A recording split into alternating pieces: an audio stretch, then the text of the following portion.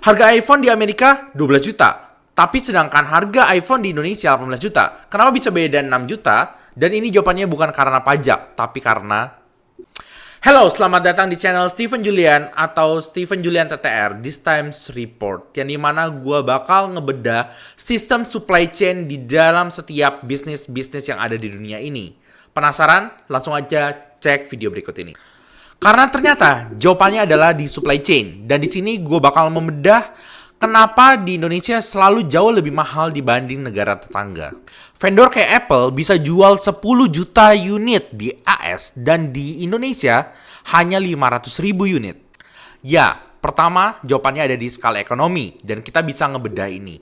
Nah, pertama kita harus lihat dari jumlah penduduknya. Di Amerika Serikat, jumlah penduduknya totalnya adalah 330 juta penduduk. Dan di Indonesia jumlah totalnya adalah 270 juta penduduk.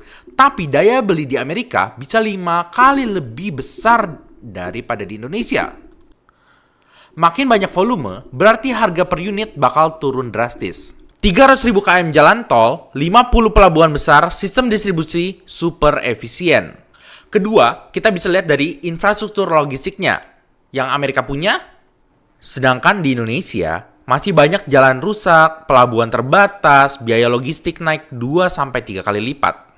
Yang ketiga ini adalah rantai distribusi atau supply chain-nya. Nah, supply chain-nya di Amerika itu adalah langsung dari pabrik ke distribution center lalu ke toko atau retail. Nah, sedangkan di Indonesia ini, dia itu ada 5 tahapan atau 5 step. Mulai dari pabrik, importir, distributor, wholesaler, lalu ke toko. Keempat, biaya hidden atau biaya tersembunyi.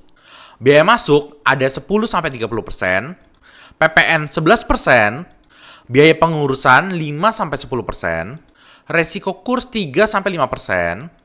Nah, ini itu yang mempengaruhi harga total, jadi menaiki 30-50% harga kenaikan.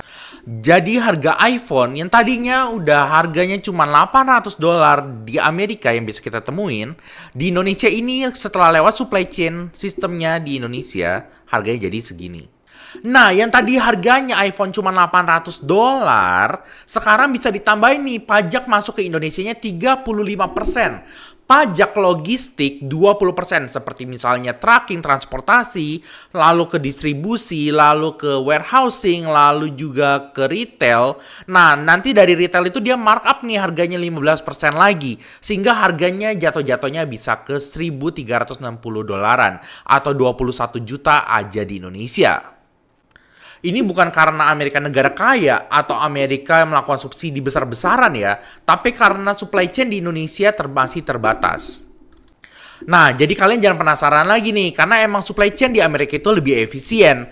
Nah, kalian udah gak penasaran kan, karena gue udah jelasin sedetail kayak gini. Nah, oleh karena itu, kalian jangan lupa untuk komen dan like dan juga subscribe atau follow.